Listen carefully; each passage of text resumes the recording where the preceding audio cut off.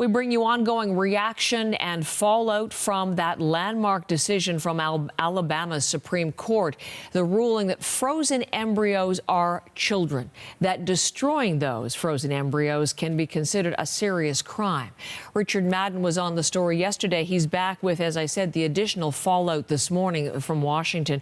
Richard, we're already seeing an impact on fertility patients and clinics. What are some of the new developments here?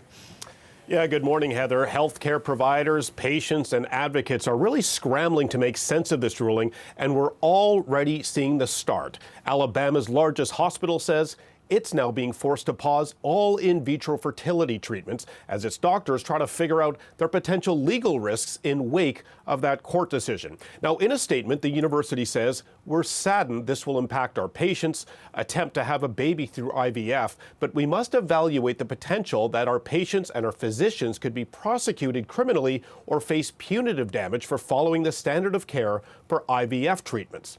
Now, this is the first of what many fear will be a cascading effect after Alabama's High Court sided with 3 couples whose frozen embryos were accidentally destroyed, and it ruled that frozen embryos are children, and those who destroy them can be held liable for wrongful death. Now, many people in that state hoping to become parents through infertility treatments are now feeling anxious and worried. One hopeful parent is Gabrielle Goidel. She and her husband have already spent $20,000 in IVF treatment, and now she's in limbo and unsure of their next steps. Take a listen.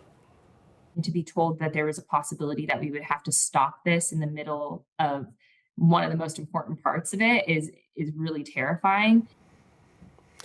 And since IVF procedures uses as many eggs as possible to get a successful pregnancy, she says she may have to move any extra embryos out of state or risk a potential lawsuit.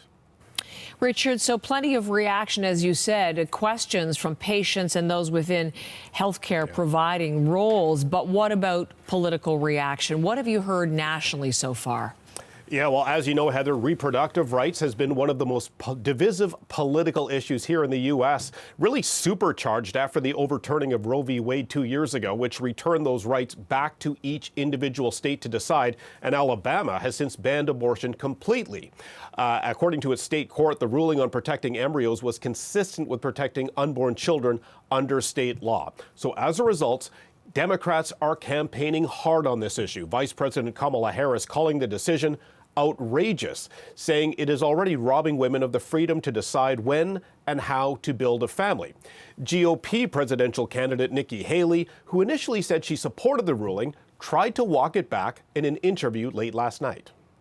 I didn't say that I agreed with the Alabama ruling.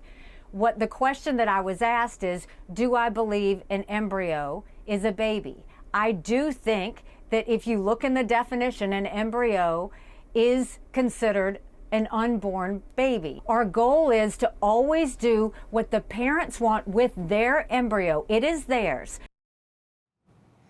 Now, Democrats will push this issue again later today in a key swing state of Michigan.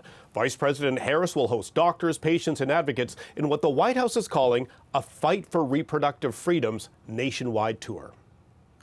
Richard Madden in Washington. Thank you very much, Richard.